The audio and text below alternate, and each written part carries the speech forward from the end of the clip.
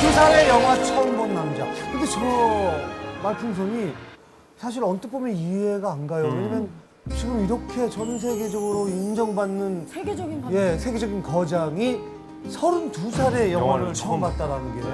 제가 32살에 영화를 처음 봤고 36에 감독이 데뷔가 됐어요. 4년 정도 시간이 있었는데 제가 그 프랑스에 혼자 이제 무모하게 갔을 때 양들의 침묵, 안소니 호핑스가 나온 그다음에 레오 까락스의 꽁네프 연인들, 제인 마치가 나온 라망 이 세 가지를 보고 굉장히 쇼크를 받았어요.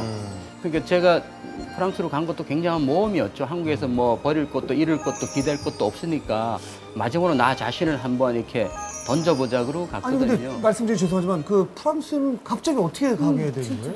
그 어쨌든 프랑스를 가게 된 이유도 아마 제 열등감 같아요. 제가 학교를 다닌 적이 없거든요. 가정 형편 때문에. 그러다 보니까 이제 초등학교를 나오고 제가 농업학교라고 동네 형들이 가르치는 학교를 좀 다녔어요. 축산 원해를 전문적으로 가르치는 데인데 거기를 이제 수료를 했죠. 졸업장은 없고요. 그래서 어쨌든 그 이상의 다른 진학을 못 하다 보니까 공장 생활을 계속했어요. 그 공장에서 뭐 폐차장, 뭐 단축 공장, 뭐 여러 가지 한 뭐 6, 7개 공장을 전전했죠. 그러면서 굉장히 열등감이 많았어요. 나는 과연 내 인생이 있을까? 제 학교 다니는 제 친구들하고 너무 비교되는 게 너무 창피하고 열등감이 많았어요. 공장에서 사장님이 늘 그러시더라고요.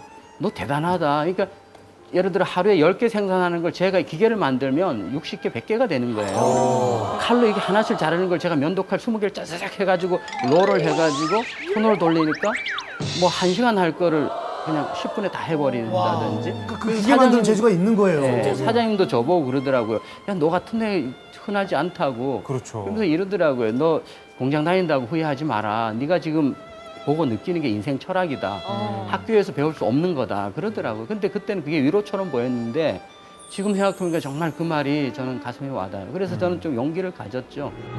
Great pleasure to give the Golden Lion Award to Kim Ki-duk for his picture Taeta.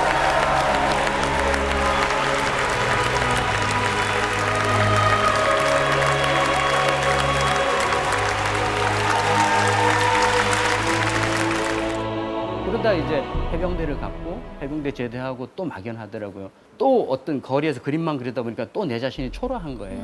그래서 과감하게 이제 다시 한번 나 자신을 한번 정글에 던져보자. 정말 가진 거 없이 갔죠. 그냥 그래서 프랑스로 가셨고. 네, 가서 뭐 처음에는 이제 돈이 없으니까 기차 여행을 2바퀴 돌았어요. 터키에서 저기 핀란드까지 기차에서 계속 자고 먹고 그러면서 많은 걸 배웠어요. 저는. 그러면서 이제 프랑스 남부에 정착해서 그림을 그렸죠. 그 혹시 조민수 씨나 이정진 씨는 작업하면서 김기덕 감독님의 그림 뭐 본 적 있어요? 저는 그렇게 느꼈어요. 영화 감독 안 해도 먹고 살고 많겠다. 재주가 많으셔서. 정말 대단하세요. 깜짝 놀라실 거예요. 아, 그림이에요? 작품이다, 작품이야. 조각이 아니고 저 밑에 건 조각이에요. 밑에 건 마디카란 나무로 제가 칼로 깎은 조각이고. 예, 저 조각은 제가 굉장히 패배감이 많을 때 제 자신의 이미지였어요. 이렇게 제 자신을 괴롭히는 뱀이 귀로 들어가서 머리로 깨고 나오는 거잖아요. 아니. 생각만 해도 굉장히 끔찍한 이미지죠. 예. 아니 그림에 대한 어떤 교육을 전혀 받지 않은 상태에서 그냥 예, 전 조각이나 그림을 배운 적은 없는데 저 스스로 그냥 그렇게 했던 것 같아요. 위에 있는 위에는 작품도 이제 너무 유화고요. 어디 좀 묶여 있는 건가요? 예. 제가 이제 그 당시 제 이미지가 프랑스에 초기가 했을 때 프랑스에 억압받는 사람들이 있잖아요. 진정한 파리지행은 없다 그러잖아요. 거기는 다 소외받고 뭔가 성공을 위해 간 사람들의 그런 이미지들 그리고 거기서 새벽에 청소하는 흑인들 그리고 아랍인들 도둑으로 늘 오해받는 집시들 뭐 이런 분들의 이미지를 계속 그렸어요. 그게 이제 쇠사슬에 묶인 저런 이미지죠. 근데 저 그림을 자세히 보면은 빨간색과 파란색이 꼭 들어가 있어요. 네, 맞아요. 예, 매 그림 뒤에도 그다음에 요한계시록에 한 페이지가 꼭 들어가 있어요. 그리고 가만히 보면 타임 코드가 있어요. 시간이 흘러가는 0004라든가. 여기.